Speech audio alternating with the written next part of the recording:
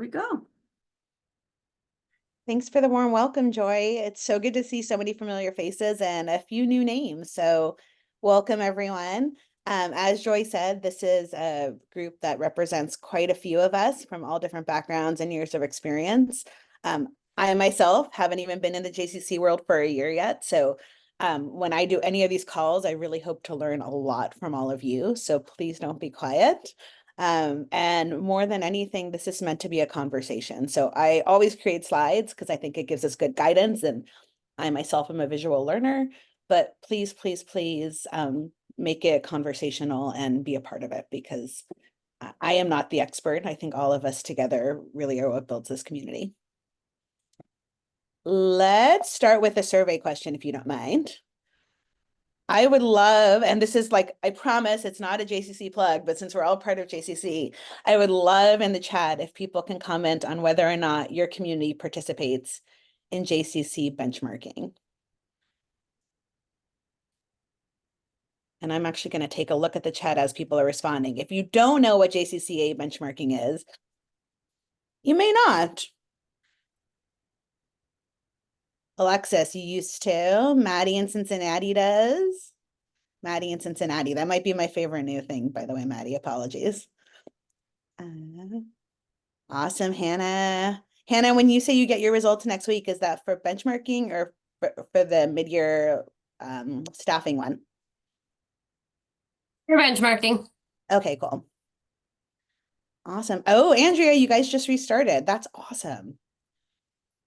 So the reason I'm asking this, I love it, Justin. So again, I'm not plugging all the JCC programs, but I will share that we are a benchmarking community. So when I think about surveying, benchmarking is a piece of what we think about. I'm just going to share a short piece about benchmarking so that everyone on here is aware. Benchmarking is ran by Andy Poller, who, if you haven't met him, he's awesome. He's just a generally good resource. He obviously works for JCCA. Check him out at some point. But the way that the program works is that it's a 2-year structure. So in year 1, you do all of your data collection, and they actually send the survey to all JCC program participants, members, board members, staff. So it's a really inclusive survey. And you get the option to add up to 3 of your own questions. And it's a huge survey that covers all types of things. You'll see here that 5 of the key metrics that they're measuring for is Jewish impact, user engagement, financial sustainability, staff satisfaction, and board governance. It's been going on for almost 20 years, and they partner with Leading Edge, which for those, how many people are familiar with Leading Edge? Just like a thumbs up, show of hands, jump in. So Leading Edge does a lot of our staff surveys. And so JCCA and Leading Edge have partnered so that we can now collect more of that data together and have more analytics to measure against. Okay, so just knowing that it's helpful for me because as we talk, we can chat about how JCCs in general are using benchmarking versus other surveys. I'd love to hear how many of you that aren't using benchmarking or that are using benchmarking in addition to that, how many of you and which of your departments are surveying members and participants today? So again, in the chat, if we can, or just feel free to speak out loud as well, rather than just chat. So when I talk about this, it's a question of, are you surveying camp families, fitness members, program participants? What does it look like today?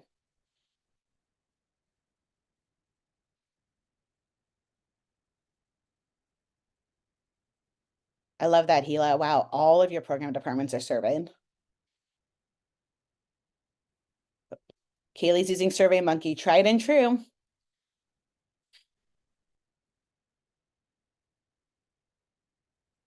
So for those of you who are doing surveys, does the program department manage the surveys or does marketing manage them?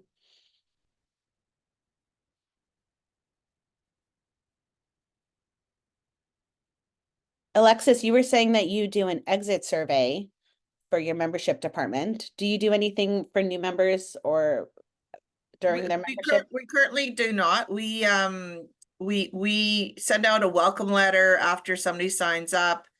But we are in the process of one of the reasons why this is so helpful, that this meeting today, is because we plan on doing a member survey come the fall. So this was super helpful. Awesome. And Alexis, you guys don't do benchmarking, correct? No, Okay, so it's really important to get that information. yeah. Okay. It's interesting what I'm seeing from almost everybody's response, and it's similar here, is that it's a collaboration of marketing and the program managers, and who's being surveyed is different in every space. And so I don't know about the rest of you, but oh, Alexis, you don't have a marketing department, so you just represent everything. What's your role? Can I ask? Yeah, I'm the director of member and guest services and facility rentals. Wow. And Hila, who's on this call as well, is our senior program director. So she just recently started, and we're now just beginning to put those things in place. Wow. Well, welcome to the JCC professional community, Gila. It's an adventure for sure. Yeah, so I guess for me, one of the things I think about a lot is when we're piecing out how we're doing surveying, it makes it really hard to cross-analyze that data and look at it as a whole. So we've done a lot of pieced out surveys and we try to pull it all together, but one of the things we're really looking at is how we can bring more of it together so that we have a database of all of that content and all that data. Um, and we're not only looking at it all at once with benchmarking, but with these individual surveys as well. I thought, let's see, Joy, we have 18 people on.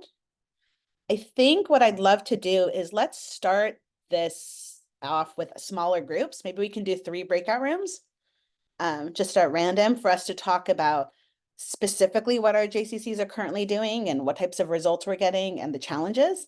And then we can come back together and kind of review as a group and do a short little overview of best practices and some more conversation. Okay, that sounds good. I should be able to do this. I got a tutorial on all the breakout room information. So I'll make it for 3 rooms. You'll automatically be swiped into a room. And if there's any challenges, I can always move you into a room. So I'll see you in a little while. Thank you.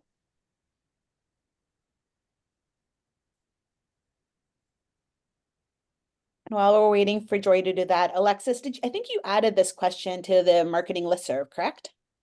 Oh, you're not. No, I did not. No, Are you on the marketing listserv? I am actually. Amazing. Okay, so definitely if you have a moment, because there's hundreds of people on there and there's 18 of us on here, you may want to shoot an email and ask people for samples of the surveys that they have used previously, because Okay. my expectation is that you will get a great response. And if you don't, we can nudge people, because Yeah, obviously a because lot of the survey. yeah, I'm mostly on the membership the membership one, so that's the one I really focus on, but I don't know if actually I thought I was on the peer community, but maybe I'm not. So I'll maybe get on there if I'm not. Okay, and let me know if you need any help with that. It's Thank you. definitely love when we see activity there. Okay, did everybody get an invite? I see there's a few people here. Not I yet don't see assigned. it. Yeah, I have not seen an Oh, invite. Oh, there we go. Okay, actually, I don't see one either. I'll move you there in a second. Let's Hey. see. Alexis, let's get you into a room. Oh, now I got it. Thanks. Great. So, Okay, I'm going to jump into rooms as well. Joy, are you okay? yeah, I'm fine. I had to manually move people. I don't know why it didn't move them, but it's fine. There's 7, 6, and 5, so it's fine. That's what happens when Sawyer's not around, you know? I know. We'll let him know he failed us. No problem. You want about 10-ish minutes? Yeah, 25? let's give people a warning at about 12:23. Okay, I'll do that. Awesome. Thank you. See you later. Bye.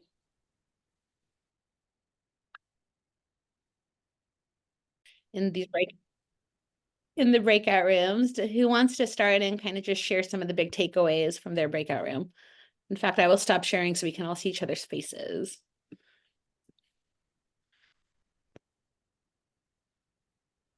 Um, Okay. in ours, we then everybody uses SurveyMonkey basically. In ours, there's something that I shared. If anybody uses Listen 360, I don't know if anybody's heard of that platform. I think I shared it in the chat. I was just trying to share it with our group, but I might have shared it with everybody. Fine. Something our marketing team is looking at. So that it looks pretty cool. I deal more with the enterprise software. So I kind of just configure everything and set it up. Other people use it. So I'm not really an expert at anything. I just can add people and get it working, I guess. The other thing we kind of talked about is AI. So on the IT side, I use a lot of AI to answer some questions, give me some code, help me look at things in a different way. In our group, we kind of mentioned survey questions and typing that into an AI and asking it to rephrase that question in 4 different ways or other questions I could ask. So those are the 2 things that we kind of talked about. Justin, I don't think we've met, but I am a tech snob and totally obsessed with AI at this point in life. That's kind of how I got involved with this group, actually, as I was leading the AI usage policy and intro conversation. But I will share that that's one of my favorite ways to reframe survey questions as well, or to even just share what the goal of the survey and what we're surveying on, and have my AI tools come up with unbiased survey questions and the types of questions it recommends. And if nothing else, it tends to be a really good starting point. So doubling down on that. And I'd love to hear more about Listen 360 if you can. I don't think you actually did share with the whole group. So if you don't mind putting it in the chat, I'm sure all of us would love to learn more. Yeah. Thank you. I'm just looking into it now, so I don't have much to share, and I don't really have a demo, just what I seen on YouTube. Did everybody see that? Yep. In there. So maybe next time around I'll have some more information. We could definitely do a follow-up at some point too, and kind of review different platforms that we've all used and what works and what doesn't. I think I recognize a bunch of the faces on here today, but I know a lot of people on the marketing group are really interested in what technologies they can use to make things more effective and efficient.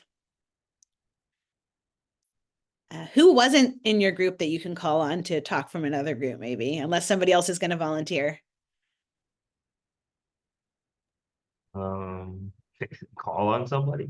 Yeah, just do it, Justin. Put them under the spotlight. You make enemies now. You got me making enemies. It's how we make friends. We make them uncomfortable first. I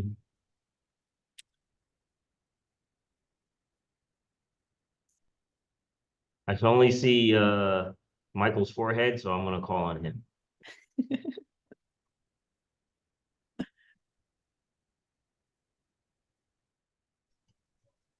Now you see my whole head. So basically, in our group, everybody, almost everybody was kind of new in their position. I'm new in my position. Some other people were new in our position, in their position in our chat also. We at our center, I'm from Brooklyn. I'm from the Sephardic Center. We do benchmarking. We do surveys. We have a suggestion box where we get a lot of different. Mostly we get complaints more than suggestions in the suggestion box, but it's par for the course. But in general, the people who, I said this in my chat, was that most of the people who end up writing a note in the suggestion box are happy that I actually call them, because we've asked them for their name and their phone. We asked them for their name and their phone number. I could actually, here's one of our suggestions. We found the, sorry.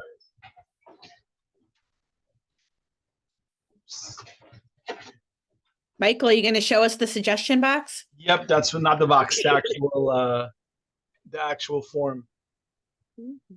Well, let me turn off my blur. Hold on a second.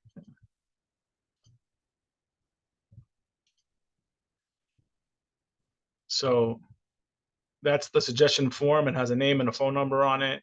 And we just ask people that say, oh, when we ask them for their name and their phone number and their email address, and if I answer them back, and most of the time, just the fact that they heard a voice and somebody actually answered them, they're very happy. And then I make photocopies of the suggestion, and if it's a maintenance issue, I give it to the maintenance director. If it's something to do with the pool, I give it to the pool director. And usually people are very happy that they even got heard.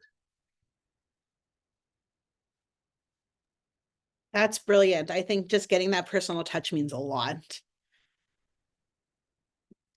Did Gila, would you want to present for our group? Gila's super new, folks, so be patient with her, but she had a lot of really good insights and also some challenges that she shared. So if you're comfortable, we'd love for you to present for us. Sure.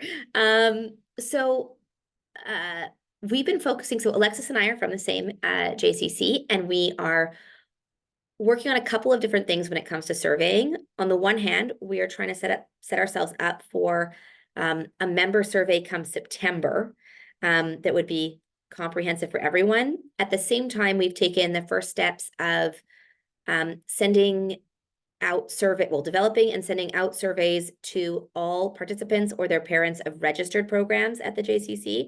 So we piloted a smaller evaluation after the fall programs, and then it went to everyone in the winter. I was sort of talking about some of the challenges are just very logistical, like the idea that we are only using one SurveyMonkey account made it very difficult to use SurveyMonkey to the point that we didn't. So we used Google Forms. It has its own challenges, mostly just around making sure people could who had access, who didn't, and there were a few people who were confused. But in general, that went pretty well. One thing I didn't say in the group that maybe is helpful is that we used the same survey for all programs, but we sent it out in batches according to the surveys, just because it made it a little bit easier to collect and then analyze the information. So on the one hand, we could consolidate across because the same survey went to everyone. At the same time, I could just, pull up, here's like all the aquatics ones with nothing mixed in. Where do we want to go from here? I'm not sure. I mean, there's a lot of interesting insights, but we had a decent return rate, I would say. Some things seem to attract more answers than others, like people who take swimming lessons like to do surveys. People who have their kids in art programs do not, as far as I can tell. No, but I mean, it probably depends on who's getting it. It could matter a little bit about what time of day we sent it out, those kind of things. But it really is a helpful tool in looking at how we can fix programs. Even when we were analyzing it, now I'm going on too long. I sort of divided feedback according, and it all came back to me on this one. So I sent them all out as opposed to having every program manager or director do it. And then took a look at it and sent a report to everyone. But we sort of had what I called the low-hanging fruit feedback, which is easy things that we can fix. For example, we had a bunch of complaints that one of the swim instructors doesn't talk loud enough. We can fix that problem by just telling her to talk louder. And then there's ones that are bigger, in between, but the timing of this program, or I want to see this offered, or we used to do this, blah, blah, blah. So that some of those that we had to dig into more, but it was really helpful. I mean, like other people said, we get more complaints, but we got lots of positive too. Really did. Gila, thanks so much for letting us put you on the spot. Yes. I really love what you said about sending the same questions to everyone so that when you're analyzing the data, you have apples to apples for all the programs. That I think that's such a smart move, especially if you're going to be the department reviewing it so that you can actually see how things are performing across the organization. The other thing is we didn't have too many, but we did have a few open-ended questions, which do take time to go through, but they by far give you the best feedback. Especially on the low-hanging fruit stuff, not on everything, but how else would we know that the swim instructor doesn't talk loud enough? There has to be space for someone to write that. Yeah, it's such a good point, because even if you only get 1% of people responding to that, those tend to be the most valuable responses. Yeah. Yeah. I am going to share a presentation now and just go through some best practices, because it did come up a few times in some of these conversations where people were it seems like we can use kind of a level starting place together. Does anyone want to share anything before I get started on that? You had a question in the chat, but I think we're going to open it up for questions and a larger conversation after you do this presentation. So we'll hold on to Oh, that for a moment. Okay. Well, let me let me make sure I'm sharing the right. Look at that. I am not tech savvy today. I managed to close my PowerPoint. Okay, let's try this again. Guys, sometimes things just don't want to work. Let's see why that is the case. That's what happens when you test things in advance and then they, You should never whatever. be too prepared because then you're disappointed, it's a bad idea. Sorry, folks. I'm incredibly sarcastic for those of you who don't know me personally. Okay, here we go. Let's talk a little bit about best practices. So, and I think we kind of got into this in the conversation, but in general, the whole purpose of surveying is so that we can actually do something with it, right? So as a JCC, our JCC really views our number one goal as building community. And so when we're doing our surveys, we think about it from the purpose of, are we going to be able to improve services? Are we going to be able to continue to meet needs or expand what we're doing to meet needs? And are we going to create more engagement? And we phrase our survey questions, we build our surveys with that intent, and then we analyze the data and create strategic plans based on being able to improve in one of these three areas. And I would say in general, these are probably likely the three areas that work for your JCC. Maybe not, maybe you have something secret that you're trying to improve, but the whole purpose of surveying is really to get the value of that individual feedback. And I just love Mark Twain's quote. So, data is garbage unless you know what you're doing with it before you collect. I wanted to talk a little bit about like what it means to build a really good survey.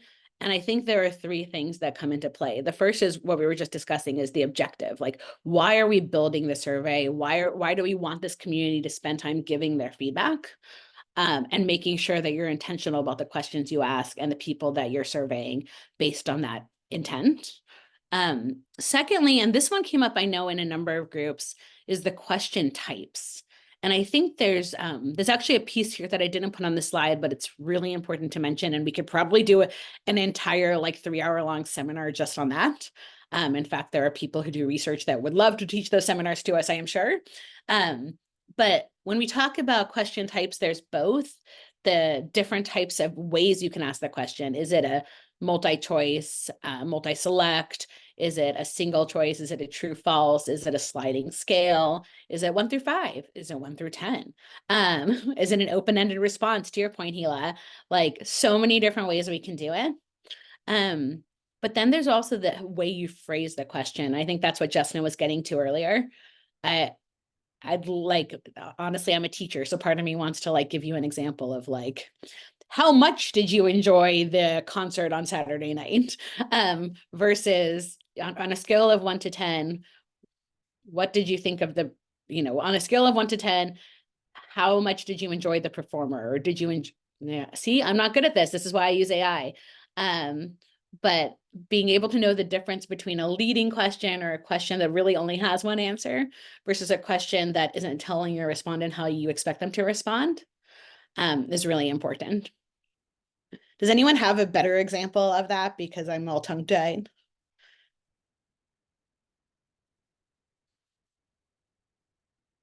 I'm just wondering if you can ask the question of what did you like about this performance, or what did you like about this program? And if you really want to open up, but do you have any recommendations as to what could be done differently? So rather than saying yes or no, it's again a kind of an open question that will offer the opportunity for the person who's answering the question to give impactful feedback. I think that's great, Alexis. I also really liked how you phrased that. So you didn't automatically put in their mind that there had to be negatives about your program. You weren't like, what did you not like? Instead, you were like, what other feedback would you like to share? And that gives them an opportunity if there is negative feedback, but you're not specifically soliciting and making them force the negative feedback. The other big debate about questions, and I could kind of talk about this one all day, is whether you do like a 1 through 10, 1 through 5, or you do like a 1 through 4. And so there's a big debate about whether you should always have a neutral number, right? If it's 1 through 5, then 3 is like neutral, or if you should force people to choose a side. And so within the research community, there's a lot of debate about that. And I'm a little bit of a geek, so I find that fun. Oh yeah, and Maddie, using your Net Promoter Score is super smart, because that's a really valuable thing to have. Oh, sorry guys, I clicked on my questions and oh no, make it go back. I don't know if this is helpful, but one thing we did is like for a few questions, we asked things like, what would you recommend related to something? And that way it was less leading. So it wasn't necessarily, like you said, asking for like a negative or a positive. It was like, when you think about the logistics of the program, the time, date, etc., what would you recommend? Just to get some answers that were like, was it neutral as much as possible? And we got some good stuff. I like that, because people often think about just their experience, but they're not thinking about things like the logistics. Yeah. And So like we led in terms of the things we wanted to know, but not in terms of how happy they were with it. did you do those ones as an open-ended, like as a catch-all, or did you do something about like the date, the time? We did them open-ended. We talked about it, but part of it is that we wanted to keep the survey to 10 questions. Yeah, that makes sense. But And we did list the things that we were thinking, like the exact question is, one second, I just pulled it up. Please provide comments or recommendations related to any of the following logistics of the program. And then we said day of the week, time of the day, length of the program, number of participants of the program. So there's actually quite a bit in there. I love that. Because it's just like, those don't need to all be separate questions. Yeah, and if people have, to your point, if people have a feeling, they will respond. Yeah. I really like that. To your point earlier, Amanda, about the, do you rate it a 5, do you rate it a 10, or what have you? I found that mostly what we've done is satisfied, very satisfied. And I think that in terms of reporting to like the board at the end of the day too, and those kind of the extra stakeholders, that's a little bit better, because that 5 or that 10 can kind of, it can mean different things to different people. But when we say 90%, we're extremely satisfied. Everybody's understanding of that. Whereas the number really feels like that's only really like the Net Promoter Score that we're really going for. So Kaylee, when you do that, do you do like extremely satisfied, not applicable, somewhat dissatisfied, extremely dissatisfied? Like, do you have a middle option, or do you? Neutral. Okay, you do have a neutral. Yeah, neutral. And if it was something where if it could be like a non-applicable, rather than put something like non-applicable, because again, I think that's like a small language thing that feels a little like it has nasty connotation to it. Right, Yeah. like I wasn't able to attend that, or this does not apply to me.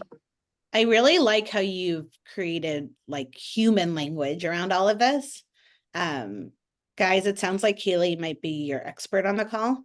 So if anyone has questions, tag Kaylee on the marketing listserv, please, because I know she's the one I'm going to be going to for questions, if you don't mind.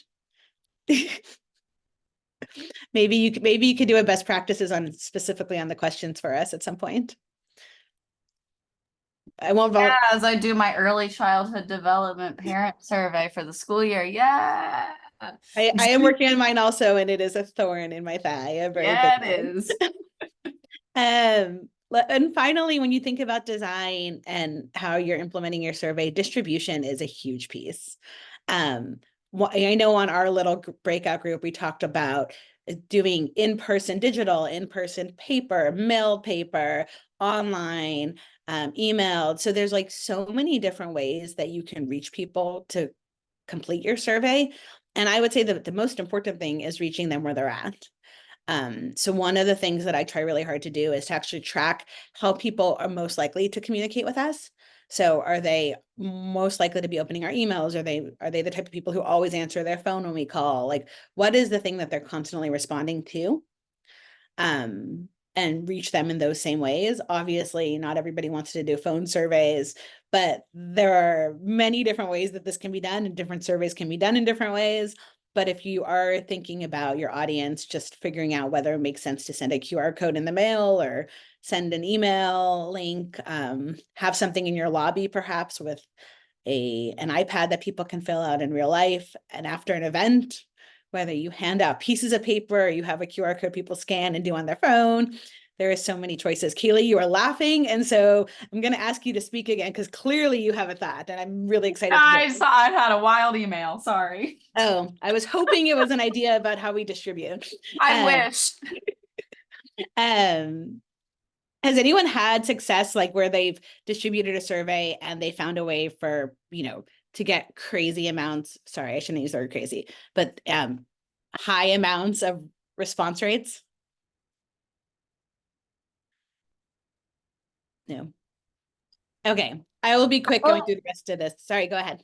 I was just going to say, sometimes when, like, for certain programs that we really want to encourage a high response rate, we have resorted to like offering incentives to say, like, if you add your name and email to this survey, because we try to be anonymous, so we leave those as optional fields, but we'll say like, oh, well, you'll be entered into a drawing for a gift card or a discount at the spa, or like whatever it is that we can offer people. We can't do that every time, but for certain like big events that we just really want to ensure that we get as much response as we can, we have tried some incentives and had moderate success with that.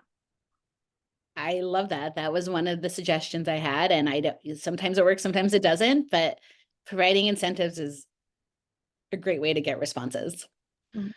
It's interesting because I do feel like, and I don't feel like, I know that one of the downfalls is that you often need to know who somebody is to give them that incentive, unless you're working with a more robust software that can trigger that for you.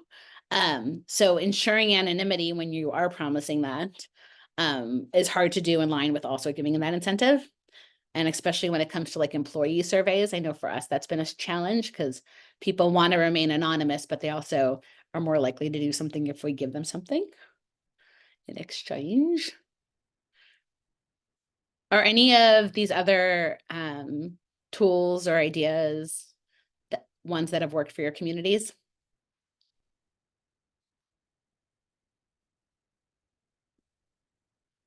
In general, I think follow-up reminders are obviously helpful. Simplifying the process. Someone had mentioned in the chat, let's see who was mentioning this. Cheryl had asked about the maximum number of questions. I think that's a huge piece of the simplifying. You don't need somebody's first and last name on a survey. You can ask for an email if it's not a confidential survey, and then be able to match them back with everything in your system. You only should like ask what you need to know. Did you attend this program is probably not a necessary question if you actually knew they attended. And ask what's really helpful in gathering that data and analyzing it later for improvement in the areas we've talked about. I will say, like, in terms of like trying to simplify on certain surveys that we've sent out for, again, just like for certain programs, we have sometimes removed questions, but added one that's like, would you be willing to share more about your experience in an interview? Because then that also can lead to a blog post or an article that we can publish, or a testimonial that we can promote. But it's also a way to get a bit more specific feedback without like lengthening a survey. And then like if someone says yes, you get quality feedback rather than people just being like, it was great. And then the other thing I was going to say about the reminders, we don't do that too often with like community facing surveys, but for things like staff surveys, definitely do send reminders. And a lot of times we'll include like, we've got 65% of, staff have responded so far. Like, can we get to what, people often say 100%. I don't always feel like that's reasonable, but like to set a goal to like, kind of encourage people to be like, can you help us reach this goal? I mean, I know that's sometimes successful in fundraising appeals as well, to be like, help us reach this number of donations, or, we this close to our goal. And that sometimes that can help with like staff engagement and surveying, or to say like, we want, you know, like our team, like the directors of each department will get like information about like, oh, like 4 out of 5 members of, you know, it's an anonymous survey, but 4 out of 5 members of your team have responded. And then I get an email from like our supervisor saying like, hey, if you haven't already, like we really want our department to get 100% participation. It just like feels good to, you know, say that our department was 100% responsive and to kind of create that team like source of pride that we all did it. I don't know. Maddie, that reminds me of something that we've been talking about and we haven't implemented, but to the point of this whole idea of incentives and anonymity at the same time, the nice thing about staff is at least you can see for a department, right? Like X number of people of the marketing department have responded. So we've been considering offering like a pizza party for every department that gets 100% participation. Yeah, I forget which survey it is, but I believe it's just like a staff feedback survey that is done externally. So like our leadership don't see the responses, but they get reports like if a certain number of people on a team respond, that they can kind of ensure anonymity is when they start to like share more specific feedback. And that's when they start to get numbers of like how many people, you know, I'm on a 4 or 5 person team. So like it's kind of hard to be anonymous unless we all respond. So there's like an incentive there of like, come on guys, like don't forget to do that like survey. It only takes 5 minutes. So Yeah, I think we all just did one, right? Like for those of us that are part of that, we just finished our staff survey. And the other thing is if you get less responses, you don't get the data for the individual teams. Like you still get the data as an organization, but like my marketing team is so small that as executives, we can't see the results from my individual marketing members because they wouldn't be anonymous then. And so that's kind of a bummer. But if I had more people on the team and they all responded, then I'd get that data. So that's another reason is it gives us more insight into the individual departments if people respond. I know we're almost at time, so let me speed through. I think this is just the steps of actually what to do. And I think Gila, you did a really beautiful job talking about this in our group too. So the whole purpose of the data, right? We get it, we analyze it, we decide what we're going to do strategically with this data now that we have it and what we're going to be changing. And Gila, what I liked is you were talking about how you actually shared. So it wasn't just that you came in the fall, like you're brand new, you started in the fall, you implemented these surveys, and then you turned around and you shared that data with your leadership so that they knew what the value of the surveys was and what the response was. And now you're able to continuously do this. So this is something you're going to rinse and repeat and improve upon so that you can continue to evolve as a community. And like, clearly you knew what you were doing coming in. I have a funny feeling that this wasn't your first survey experience. But for all of us to just, you know, keep in mind that it's not just about doing the survey and it's not even just deciding what the strategy is moving forward, but it's sharing with people. And I think sharing with our leadership is really important, but I would actually say also sharing with the people who submit the surveys is valuable. So I really like, especially our staff, because we're trying to build so much retention with these surveys, is for them to know that they were heard and then know how we're going to change our behaviors and our processes based on their responses. And then we're just supposed to have some time for group discussion, which I feel like we always go over because I'm a talker, apologies. But what else can we do to improve the value and experience of surveying? Or what else do you all want to talk about now? I will actually just turn my screen off so we can chat as a team. But mostly these calls are for all of us. So if there are things you want to share now, if there are things you want to present about at a later date, if there are things you want to do like a panel and chat about, just share, please.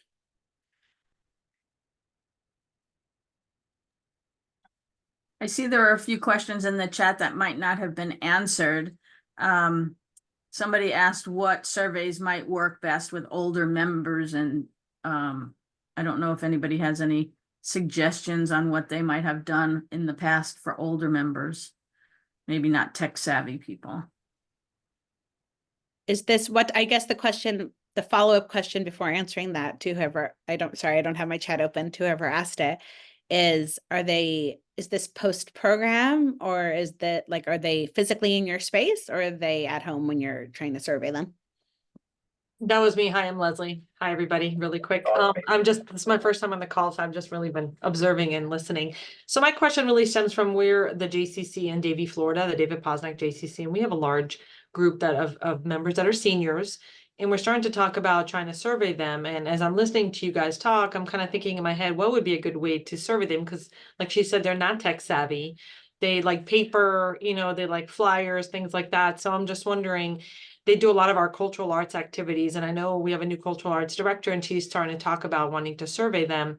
And I'm just trying to get some feedback as to what would be a good way to sort of survey that kind of group. I'm sure every Jays have their, senior groups, because they're very popular with Jays. And so they kind of sometimes pose a little bit of a difficulty in terms of technology. Alexis, your idea is great because it gives them another touch point too, and I'm sure they'd love that. I have something I can say about that. So we just, we also have a pretty large senior population in our JCC. And in October, we did our benchmarking survey. And, that was kind of like a big topic of discussion, is how are we going to get these, these senior members to like do this survey.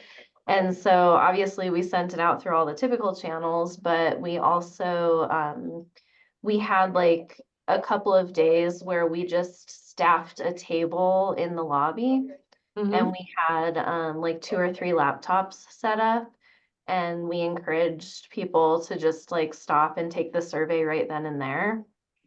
And so that was, I don't know if that's a possibility for you guys, but if you already have them there for programming, maybe you have a couple of laptops or iPads or whatever you have available set up, and then that's something that they can just do like on their way out or on their way in, whatever. Sure.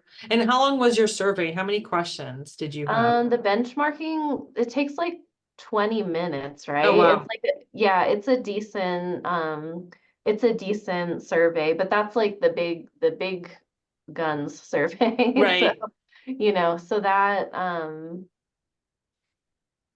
but we had kind of like been promoting it to members leading up to that survey. So like they knew it was coming, and it was just another way for us to kind of, we gave people lots of different options as far as ways that they could fill it out, but that was just Sure. like one That of was the just one ways. way. And we did have a decent number of our senior members that chose to fill it out that way.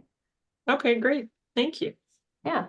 I was also going to share our GCC has a very large 60 and better center, and they kind of operate as like almost their own business. So I can't speak totally to exactly what they do, if they do any like program specific surveying, but I know that they have once or twice the director of the 60 and better center has hosted like a coffee chat and invite, we've promoted it like a program, but it's really a place for those senior members to come and share not just their feedback, but also like suggestions and I would really love to do whatever it is, when they do so many programs. I imagine that they get some really good recommendations and feedback. I'm sure some of it is complaining, but I think that that's like a really nice, they have like donuts and coffee or something like that, and they invite members to come through and to just kind of have an open forum for feedback. Okay, great. I love the name of that, Maddie. 60 and Better Center. Leslie, I don't know if you saw in the chat too, the recommendation that Cheryl had about doing a paper forum at the end of an in-person program. I found that a lot of our older adults, and it might be Silicon Valley specific, so apologies if it is, but are actually pretty QR code Savvy at this point, because of all the restaurants over here that went to QR codes during COVID and never went back.